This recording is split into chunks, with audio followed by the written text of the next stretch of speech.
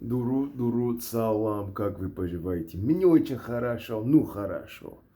So, Conor McGregor versus Dustin Poirier. So, I know that McGregor is kind of ever evolving. That is, evolving, he wants to make his best thing even better, and which is his left hand. And he kind of cleans his game up here and there. And as long as he doesn't tap like chicken, as long as you don't take him late and make him quit, he beat the hell out of you. So, Dustin Poirier versus Dan Hooker. Dan Hooker never really fully rotated. Had his strikes fully rotated with snap, Dan Hooker would have knocked out Dustin Poirier. I mean, he would have knocked him out. All of his strikes were like this. Had he thrown one and rotated fully with his core, flared his heel, and actually got a lot more on the shot, he would have knocked him out. Would have knocked him out. So, that war, that attrition lasted for 5 rounds, and then even with all of the shots that Poirier landed, he did not knock out Dan Hooker. He didn't land the submissions. Salam alaikum. Which tells me that he didn't like the length of Hooker. I know I listened to the commentary, they were like, he's slippery and whatever. It's hard to submit somebody who is longer than you sometimes. Because, it's when they're pulling up and they're trying to hitchhike out, that length is a lot more leverage. If you get it just right, if you grab the shoulder, then the length it actually helps you out because you got plenty to roll down on for an arm bar, let's say. But what is Dustin Poirier gonna do with someone who can punch as hard as him?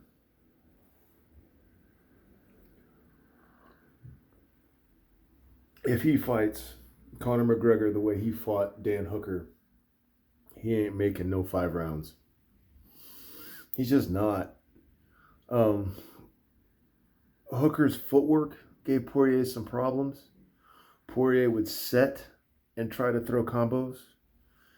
And McGregor's footwork, especially his boxing footwork, he can scoot like Dan Hooker. Is Hooker's first name Dan? Whatever. He can scoot like that.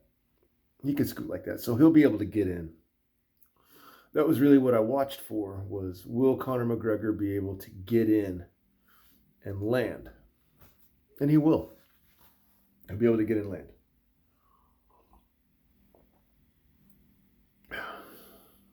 So when this thing goes to the ground, Poirier has a bit of an advantage, but not much. His black belt in jiu-jitsu, I don't feel like is so overwhelming. Oliveira has got a decided advantage against people. His black belt in Brazilian jiu-jitsu is far better than most people's grappling. Poirier versus McGregor, I don't see it. Wrestlers give Poirier a lot of problems. Look at who he's lost to. Michael Johnson, right? Didn't he lose to Korean Zombie? I think he lost to Korean Zombie too. But Korean Zombie has judo on the ground. He's got niwaza. The niwaza, the wrestling.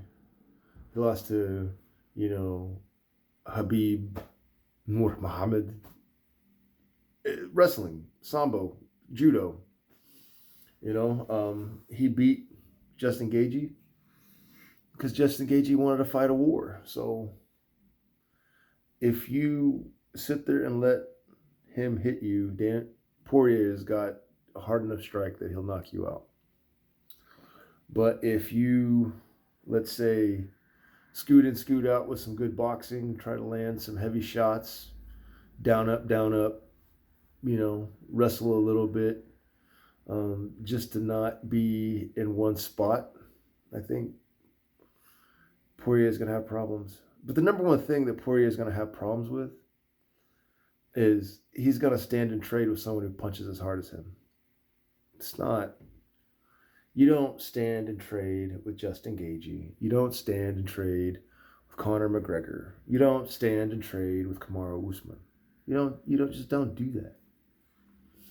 The way to fight guys that punch harder than you or as hard as you, if you're an elite striker, is you hit them a couple of times and then you make a move. Whether that's going to the ground, coming back up, going to the ground, coming back up, whatever it is. You want them to be so tired that this isn't the thing that's going to beat you. You're trying to neutralize the knockouts with getting the body tired, getting the feet tired, getting the feet wobbly. Hands don't hit hard if the feet can't be stable. These are fundamental in fighting. So, and I still haven't gone back and watched McGregor Poirier 1. Haven't. I saw enough. I saw Hooker hit Poirier enough. And once I noticed that Hooker didn't get everything on it, so his shoulders didn't rotate very much. It was like this. Not like this. He didn't get a full rotation because he wasn't punching with his core. He was just punching with his shoulders. And first off, he looked like the biggest lightweight I've ever seen. It looked like Kamaru Usman, went anorexic for a couple of weeks to make weight. Hooker looked like a far bigger dude that starved and took a bunch of diuretics and somehow got in that ring. He was gigantic. But even with that, even with the reach advantage, and even with the leverage that comes from a reach advantage, there was no snap. Poirier's head wasn't snapping when he was getting hit. He was getting hit and taking it. If I got a significant reach advantage on you, when I hit you, I want to see your head snap. I want to see the rubber band, the slingshot effect. I didn't see any of that. So what that tells me is when he goes up against somebody who punches way harder and he's got problems with simple footwork, sneaking in, sneaking out, sneaking in, sneaking out, he stood there like this trying to punch because he likes his 1-2 combinations. And when he punched, he turned with his core. So Poirier was punching very hard. Very hard. Hooker wasn't. And what does Conor McGregor do? He hits very hard. And, Conor McGregor, he can go down, up, do whatever you want to for 2 or 3 rounds. You got to take him pretty late. And if Hooker fights the way that he fought versus if Poirier fights the way that he fought versus Hooker, he's not going to last versus Conor McGregor. And everything Conor McGregor's saying now is just to piss off Khabib. So I think the people that know fighting, I think they know that McGregor is going to walk through Poirier. It's not going to be easy. I mean, he's got a puncher's chance. Poirier's got a puncher's chance. All he's got to do is hit him on the button just right a couple of times. He punches hard enough. So it's never a foregone conclusion, but just right now, I got to say it's looking like McGregor. And it's looking like McGregor clean with a strike, second or third round. It just depends on 2 things. If Poirier can hit and move and then take it to the ground, I think his jiu-jitsu is a little bit better than McGregor's. I think so. I think it's better than McGregor's wrestling, grappler for grappler. It's a little bit better, but I don't. It's not so much better that Poirier is gonna immediately take it to the ground. No, he needs a striking game. He needs to hit Conor McGregor. He needs to dot up the I's. That's the first thing that I'm trying to do. If I'm Poirier and I walk in against Conor McGregor, I'm trying to dot him in the eyes, break his nose, something, get the vision a little messed up. And then I'm trying to go down, up, down, up, down, up, shoot, go for a submission, pop back up, shoot, hold him there, whatever. Kill time, but just make him work out of it. Make him work out of a guillotine. Make him work out of guard position. Pass guard. Sometimes making someone pass guard, guard retention, it could wear you out. So I just want that left hand to be a little more fatigued and those legs to be a little more wobbly before it lands. And I would aggressively do that. I would, Conor McGregor is who he is. And if you let him hit you early, that might be bad. So, it's what's your poison? Do you run around and let Conor McGregor pick the time when he hits you with the left? Or do you go in there and try to at least take him down? You might get snagged, going to shoot against Conor McGregor, but I think you would want to exchange, 2 or 3 and then play a down up game versus trying to exchange 6 or 7 strikes with Conor McGregor and then eventually go down. I don't think you want to do that, because Conor McGregor's got one hitter quitter. Dustin Poirier hits very hard. Maybe he's got one hitter quitter. I haven't looked at the guy long enough to see it. I saw him hit Dan Hooker very hard, but I didn't see enough. I just didn't. It went to the judges.